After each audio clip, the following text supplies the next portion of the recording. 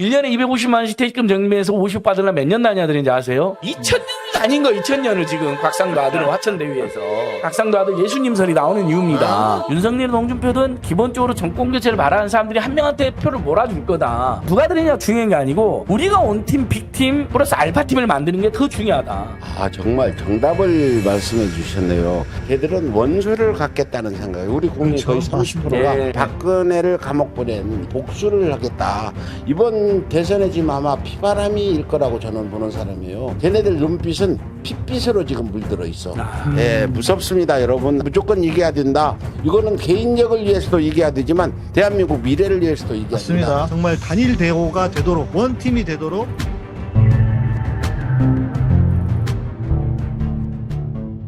우리 국민들께서 분노가 폭발했습니다. 이재명 쪽이 잘못한 건가 이렇게 잘못 알고 있던 분들이, 왜냐하면 원래 이 비리는 뭐냐면 누가 이득을 받느냐를 살펴보면 되거든요. 중간에 누가 공영개발을 저지했느냐가 첫 번째 포인트고, 두 번째 그렇게 해서 누가 이득을 받느냐 봤더니 일반 이제 화천대유, 천화동인 뭐 이런 자들이잖아요. 네. 아무튼 상대 동문들하고 법조 기자들이 주요예요. 근데 보니까 이 자들이 평소에 다 친국민의힘 인사였거나 아예 국민의힘 인사였던 거예요. 근데 제일 이득을 많이 본 중에 하나는 곽상도 아들이 드러났는데, 그래서 우리 국민들 오징어 게임은 이제 패러디 50억 예. 게임이다.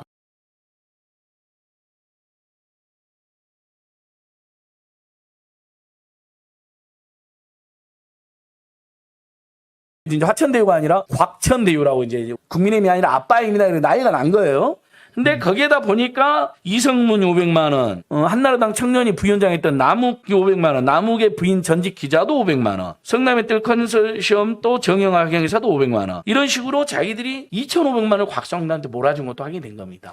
이건 쪼개기 의혹이죠. 분명히 몇 천만 원 정치자금 주고 싶은데 문제가 될까봐 개변한테 500만 원씩, 이것까지 확인됐으니까 이건 곽상도 국민의힘 게트가 분명히 되는 게, 국민의힘도 그걸 알고 얼른 탈당을 시켜버린 거예요. 그 아침에 이재명 지사가 내가 자주 하는 말을 말씀을 하시더라고요. 지금 현재 화가 복이 드는 형국이다. 내가 자주 그 얘기하거든. 아, 전화이고.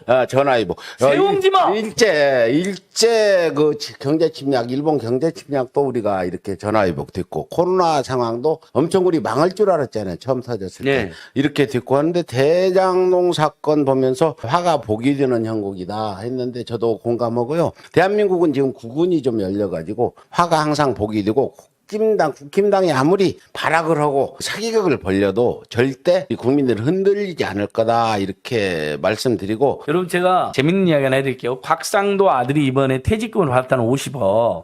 이건 월급으로 퇴직금을 받은 게 아니잖아요. 그러니까 월급으로 계산하면 안 되고 퇴직금 방식으로 계산해줘야죠. 퇴직금은 보통 마지막 퇴직하기 3개월치 평균 월급 곱하기 근속연수를 곱하잖아요. 그러면 이 사람이 250만 원을 퇴직금을 1년에 적립했다고 치면, 여러분 1년에 250만 원씩 퇴직금 적립해서 50 받으려면 몇 년 다녀야 되는지 아세요? 2000년을 다녀야 돼. 2000년.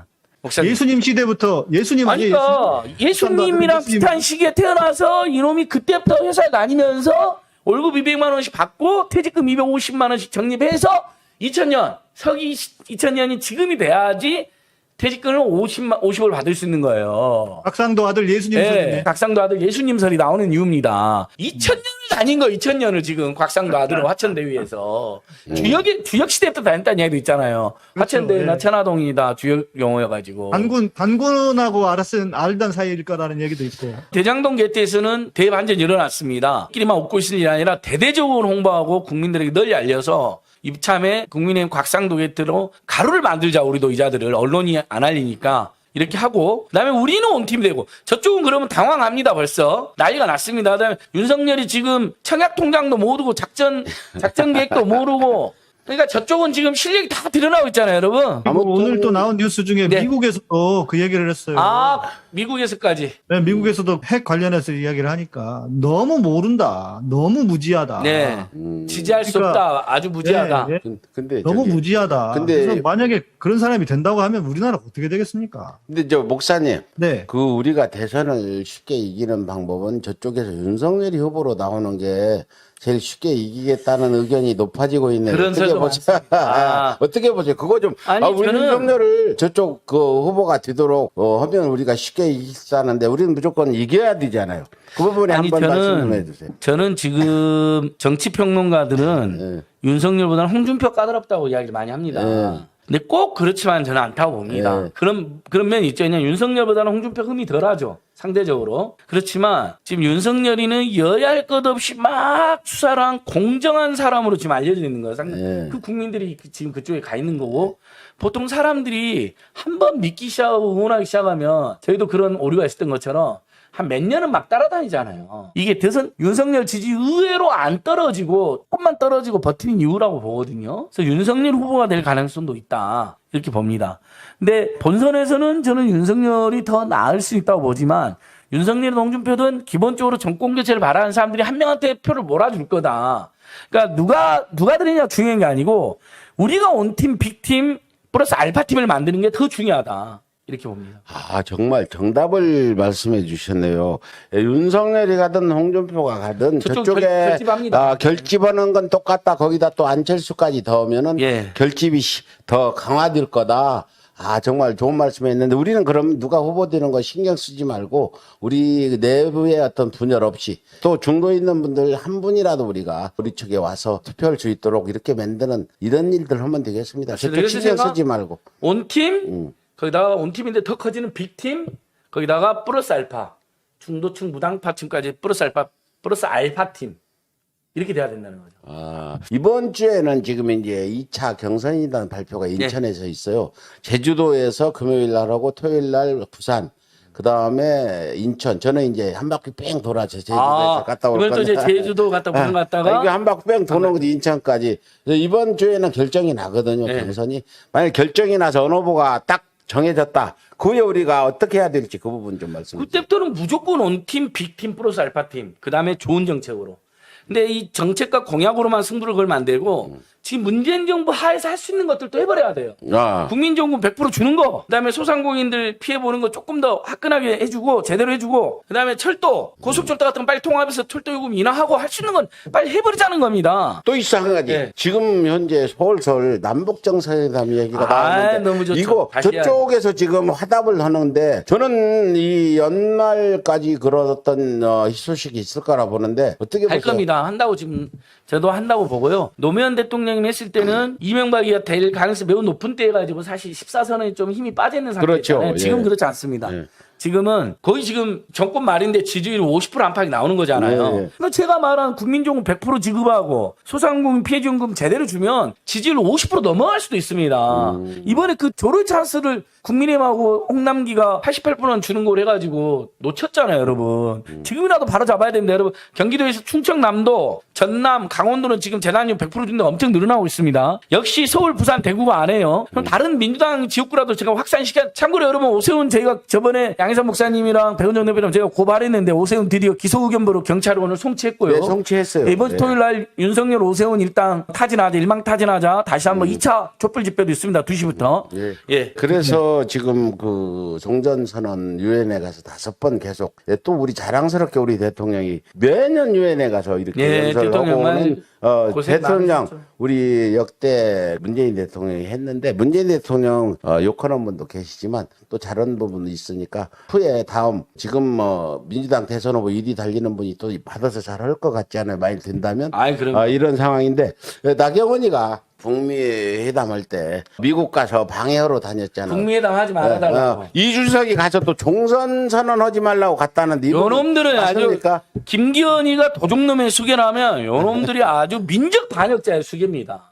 남북이 하루빨리 화해하고 한반도 통일하고 경제협력에서 이산가족 만나고 경쟁력에서 한반도가 공동번영으로 가야 되는데 아주 그냥 저는 이준석이 미국 갔잖아요. 그걸 보면서 오히려 지금 북한과 뭔가가 분위기가 너무 좋게 돌아가고 있구나라고 하는 걸 짐작을 했습니다. 될 것 같으니까 미국 가가지고 방해하려고 그렇게 한 거 아니에요. 소장님 말씀하신 것처럼 저 인간들에게는 우리 민족이 하나가 되느냐는 너무 아무것도 중요하지 않는 거예요. 어떻게든 권력을 어떤 방법으로든 무슨 방법으로든 치사한 방법으로든 나라가 망하든 말든 권력만 가져오겠다고 하는 그런 인간들이니까. 그런데 어찌됐건 이준석이 가서 그렇게 한 걸 보면 지금 분위기가 좋다. 그리고 그런 얘기도 있어요.